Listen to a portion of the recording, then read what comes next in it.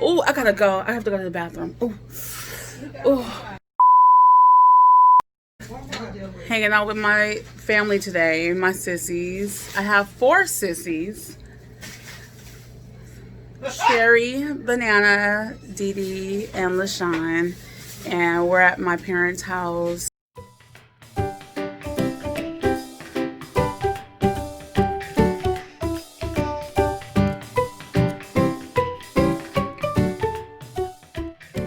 Category is gumbo.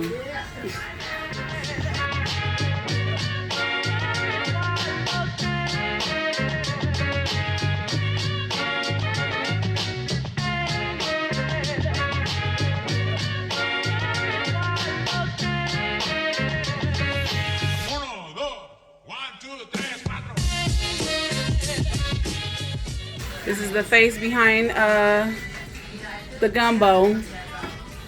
You know what?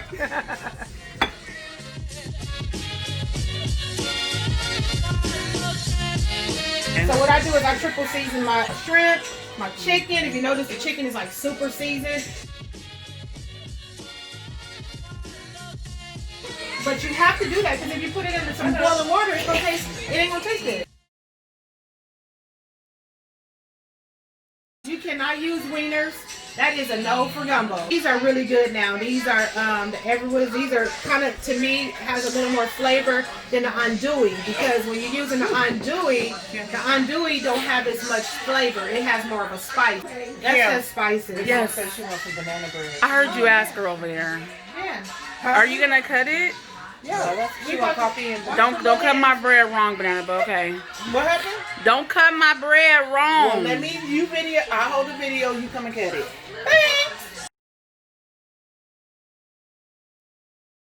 To be honest, I really don't even like to use the flats when I do gumbo. I like to use just the drumettes, but I use the flats sometimes too because some people like the flats. So, but when you notice, if you put the flats in your gumbo, they cook down fast. They cook down fast, and they beat a lot of Is the sliding door open? Mama, turn back the air. It's these seasons and stuff, and then I'm about to start frying, so it's really gonna get tough. Yeah, we're gonna say so. We got the sausage, we got the chicken seasoned, we got the shrimp seasoned. What's next? You season everything, you cut everything, you season everything, get it prepared. That way when you get on a roll with gumbo, you don't want to stop. My trinity for gumbo, what my grandmother always told me, some people trinity is celery, mine is green onion, white onion, and garlic. Big Mama shaking her head, yep. And then I go, the next round is, Hey, Big Mama. I do all the ingredients I'm going to put in there. I just use the simple stuff. Hot links, shrimp, chicken, and then you get the crab legs together. So We're going to be happy with that bread.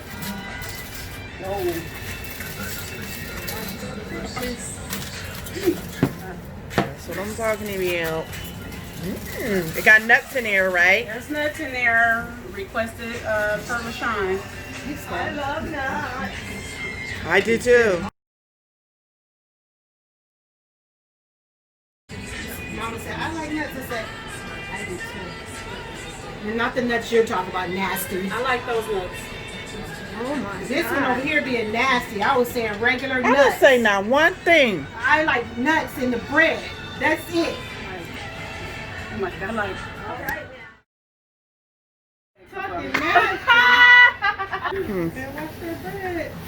I'm doing them, you know, kind of thick. You're partying. Don't talk about when you and Banana used to go to them pajama jams. But the crazy thing was, I used to when be we would like, go to the club, we would take all day to get ready. Me and Banana would go to Nels in LA. y'all go to the swap meet. Yep.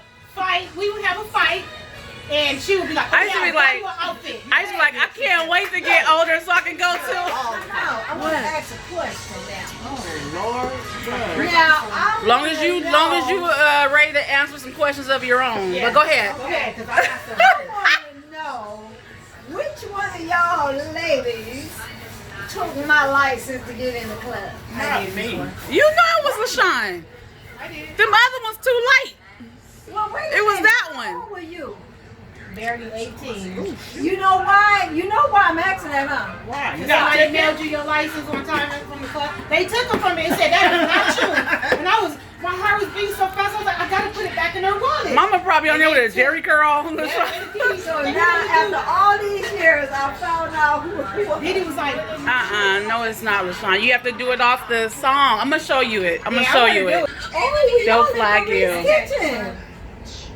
yeah, cooking in your kitchen. It's not about you, Marie. Let's Stop say it. I'm in Marie's kitchen. Yeah, you said that yesterday. I told you, okay? I did. Yeah, and then when I first told you I was gonna make the gumbo.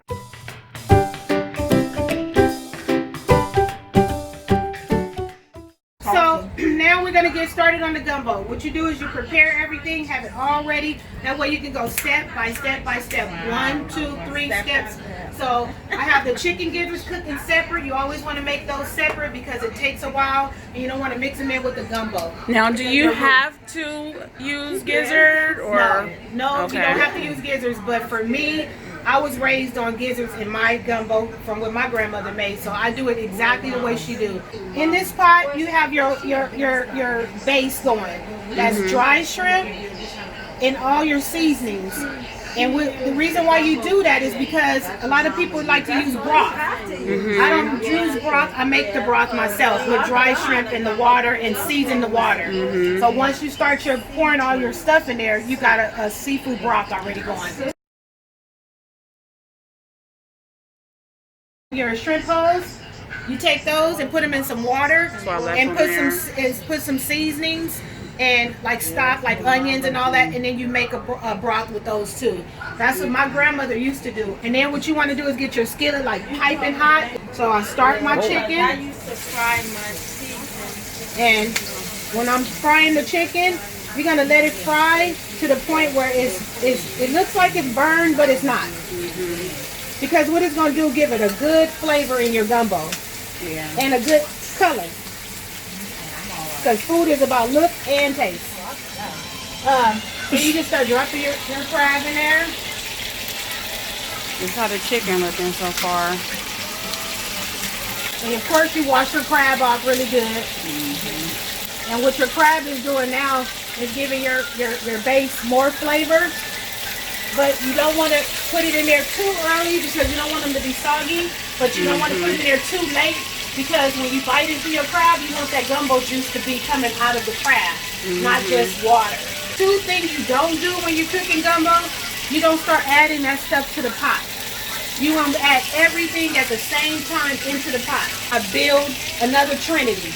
I build my cooked chicken, my cooked sausage, then my cooked shrimp, and then you're going to add it in there. And then you just repeat this until you're finished with all your chicken. It depends on how much you're making. I'm making quite a bit today. The good part is you're building everything up and you start to smell all those flavors going in there. You like sausage, banana?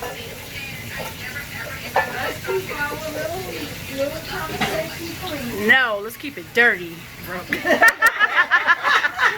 No, I like it too. I just say, let's just keep it coming, you know. Y'all can do maybe y'all insinuations, but don't bring it. Mama, I think you're buying it. I'm saying. Okay, so now you putting the links in the skillet. Okay, so the hot links are done. And then the last thing is the shrimp. And then you're gonna do your seasonings, your onions and all that. So this is how you want your shrimp to look. Pretty much done. And then you start adding in your onions, your green onion. Yeah. So while this is going on cooking, because it's gonna take a few minutes for the onion and stuff to kind of cook, because the fire got to get back hot, I add my food, my chicken, my sausage. Bring that back to a boil. So once this is pretty much finished, I take half of the shrimp and I add it into the pot. Why do I do that? Because what you're doing is you're bringing half of those shrimp into the pot for flavor and to cook. And then when the gumbo is like 30 minutes into being ready, you add the other half. Okay. And that way you'll have your plump shrimp still in form when you're getting ready to serve it. And then see all these good juices and all that stuff in there? That's gonna go in the pot. Because that's all from the chicken and the hot links and all that. That's all the juices from that.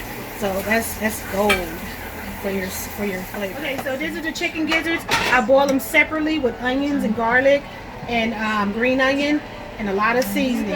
And then what I do is I add them to the pot because they're tender enough to add. And you add a little bit of the juice to it. What I do is I leave this just in case if I need more juice. So you just put it to the side. That's your secret sauce. Yes, never throw the juice away. Never. So now here's your shrimp. Remember, you're gonna use half, and let all them juices flow in there too. That's going in there. You're gonna save the other half for the end of the pot when it's almost done. And then now, here's your prospect of your gumbo, and you let all this cook down, and I'm gonna set my time for 20 minutes. How you can kind of detect if your gumbo is ready to add your filet is if your chicken is tender and your sauces is tender. And you see that roux? How beautiful that is? And it ain't even boiled yet. That's with no base. No base, no nothing. You don't make this. So Do you make the flour roux? I do not. No more? No. Oh. Because when you make a flour roux, it makes it kind of thick, and if you make your juices to perfection, you don't need to make a roux. And I'll show you at the end what I'm talking about. So now here's the time we're gonna taste it to make sure if you need to add anything else to it. So what I do, I take a little bit over and I taste it. To die for. Chef? You need Chef nothing else to John? go.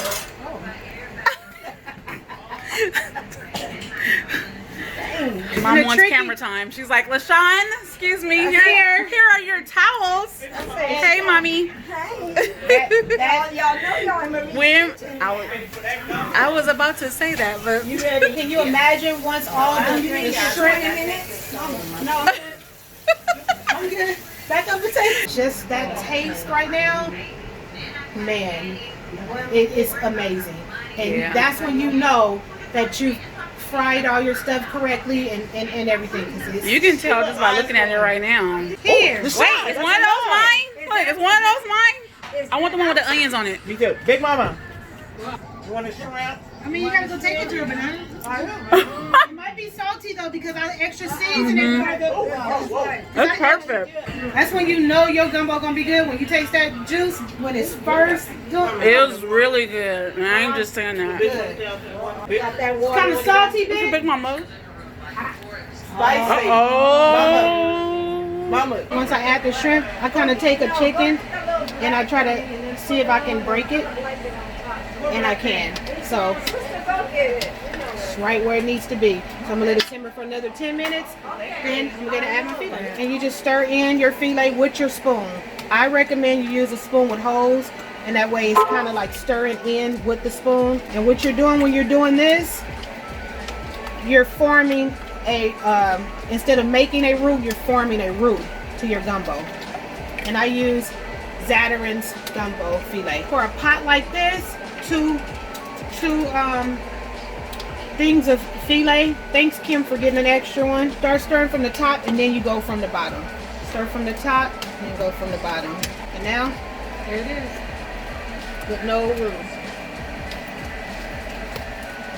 No gumbo base. No kind of roux, no gumbo base, none of that. This is all homemade. You've seen step by step. This is Marie's kitchen I'm forming in today. So thanks, Marie, for giving me your kitchen. And this is it. Gumbo, bon appetit.